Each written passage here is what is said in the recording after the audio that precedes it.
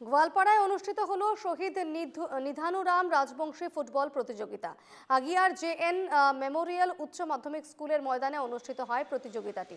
অবিভক্ত গোয়ালপাড়ার প্রথম শহীদ নিধানুরাম রাজবংশী ময়দানে মুখোমুখি হয় বঙ্গাইগাঁও মাটিয়া ফুটবল দল এবং কৃষ্ণাইয়ের হাড়িমুড়া ফুটবল দল। হাড়িমুড়াকে 6-0 গোলে হারায় মাটিয়া ফুটবলের দল।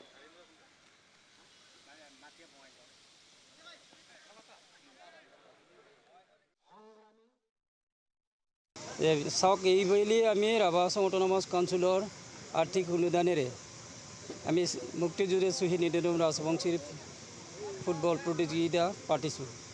সঁচাকৈ যদি চাবলৈ যাওঁ আমি তেখেতৰ স্মৰণ ৰক্ষাৰ্থে আৰু আমাৰ এই গ্ৰাম্য অঞ্চলৰ যি যুৱক যুৱতীসকলক ওলাই অনাৰ কাৰণে তেওঁৰ স্মৃতিত তেওঁৰ in memory of freedom fighter শ্বহীদ নিধানুৰাম ৰাজবংশীৰ নামত খেলখন প্ৰতিযোগিতা পাতিছোঁ। আৰু ইয়াত আমি যথেষ্ট জানিব লগা আছে, আমি তেওঁক পৰা আমি স্মৰণ কৰিব লগা আছে। এই কাৰণে যে নামনি অসমৰ একমাত্ৰ শ্বহীদ বুলি ক'বলৈ আমি একমাত্ৰ দেখা পাওঁ যে শ্বহীদ নিধানুৰাম ৰাজবংশী।